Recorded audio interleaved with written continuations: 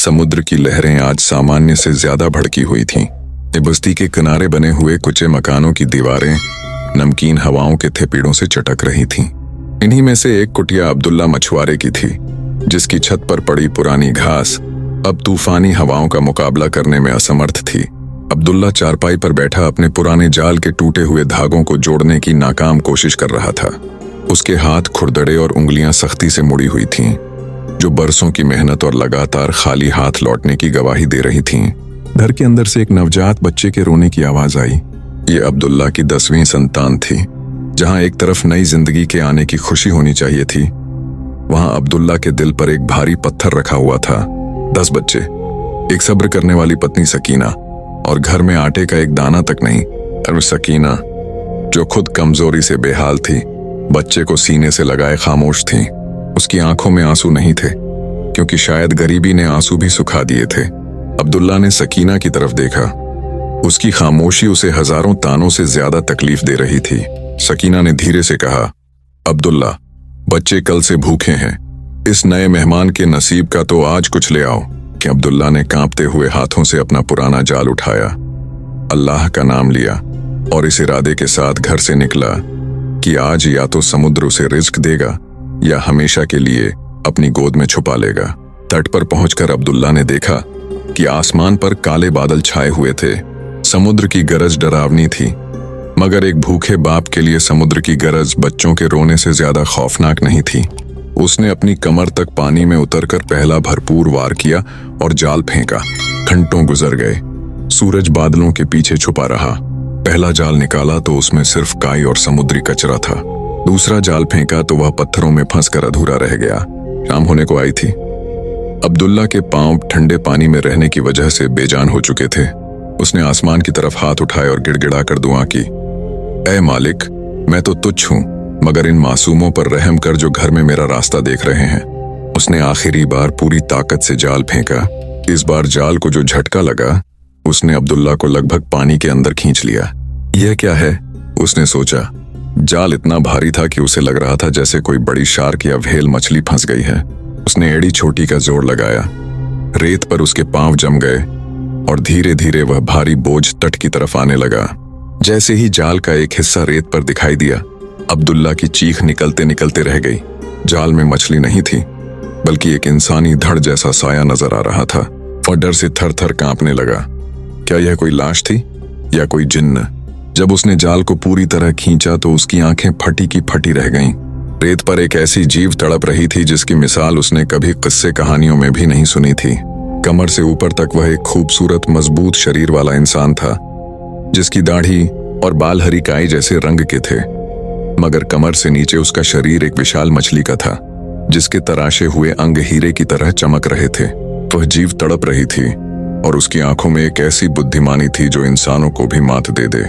उसने अपनी गर्दन मोड़ी और अब्दुल्ला की तरफ देखा कि उसकी आवाज किसी गहरी गुफा से आती हुई महसूस हुई। ऐ मछुआरे, मुझे आजाद कर दे, मेरा वक्त अभी पूरा नहीं हुआ। अब्दुल्ला पीछे हट गया। तुम क्या हो? कोई जादू, कोई बला या कोई शैतान?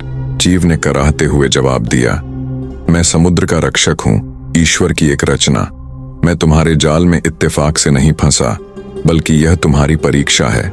मुझे रिहा करोगे तो तुम्हारी नस्लें संवर जाएंगी, और अगर मुझे बाजार में प्रदर्शनी के लिए ले गए तो तुम दौलत तो पाओगे, मगर सुकून हमेशा के लिए खो दोगे। अब्दुल्ला साहिल की गीली रेत पर बुत बना खड़ा था। उसके सामने पड़ी मखलूक कोई मामूली मछली न थी, बल्कि कुदरत का एक ऐसा राज थी जो सदियों से इंसानों की नजरों से ओझल रहा।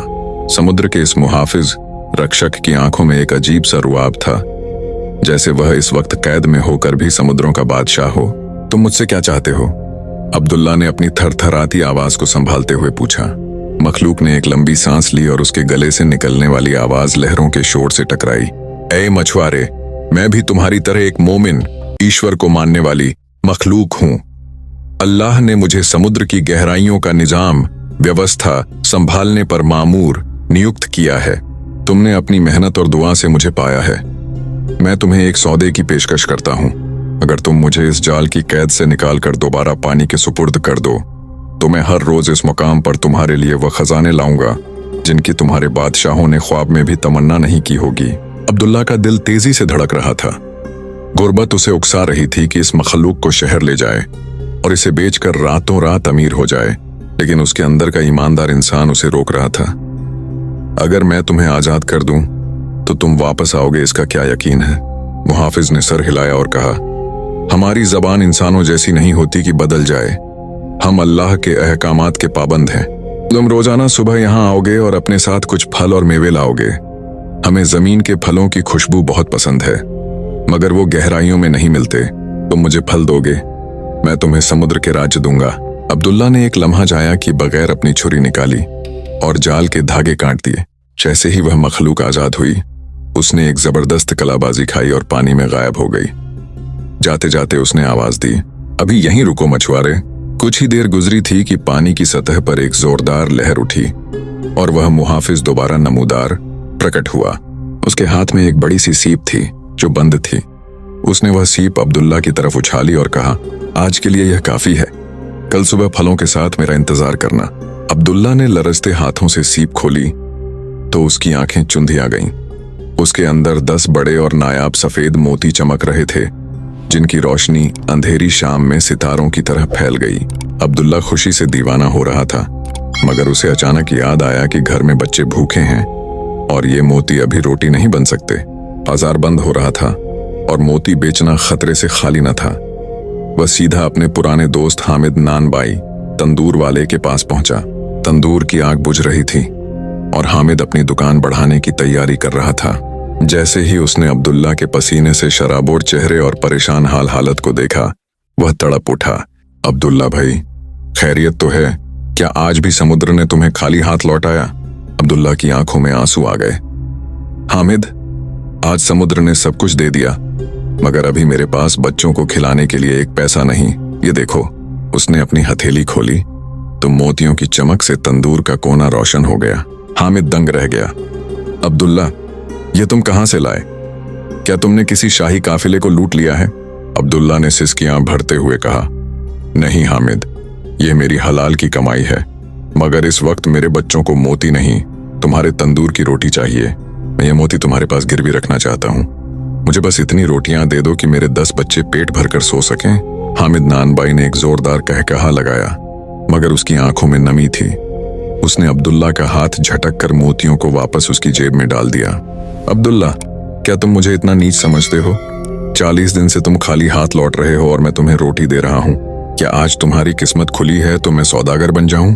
उसने फौरन तंदूर से गरम गरम रोटियां निकाली, सालन का प्याला भरा और अपनी जेब से कुछ रुपये निकालकर अब्दुल्ला के हाथ पर रख दिए।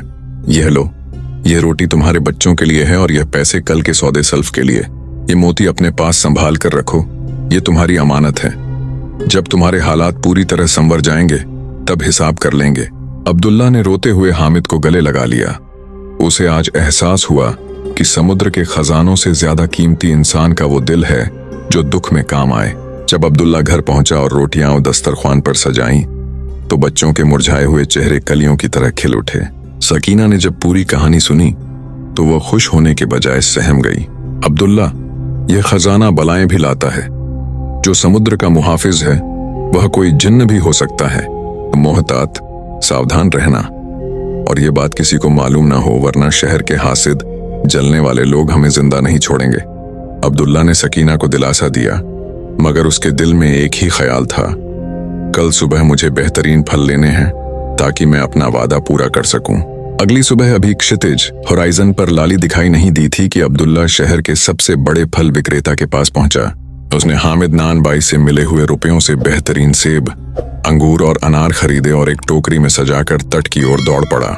दिल में एक अनजाना डर भी था कि कहीं वह समुद्री रक्षक महज एक सपना तो नहीं था। तट पर पहुंचकर उसने वही विशेष दुआ मांगी। अचानक समुद्र का पानी 2 हिस्सों में बंट गया और वह प्रभावशाली व्यक्तित्व वाली मखलूक बाहर निकल आई। अब्दुल्ला ने कांपते हाथों से फलों की टोकरी उसके सामने रख दी। रक्षक के चेहरे पर एक इंसानी मुस्कुराहट आई। उसने एक अंगूर छका और खुशी से उसकी आंखें चमक उठीं। ऐ मछुआरे, तुम्हारी जमीन के फल वाकई लाजवाब हैं। अब अपना इनाम संभालो। रक्षक ने पानी में गोता लगाया और जब वापस आया तो उसके दोनों हाथ लाल याकूतों, रूबीज और हरे पन्नों, एमरल्ड्स से भरे हुए थे। उसने वह सब अब्दुल्ला की चादर में डाल दिए। जाओ और याद रखना, अपनी असलियत को कभी न भूलना। अब्दुल्ला अब गरीब मछुआरा नहीं रहा था। उसने शहर के एक शांत कोने में बड़ा मकान खरीदा, बच्चों को अच्छे कपड़े पहनाए, मगर हामिद नानबाई को नहीं भूला।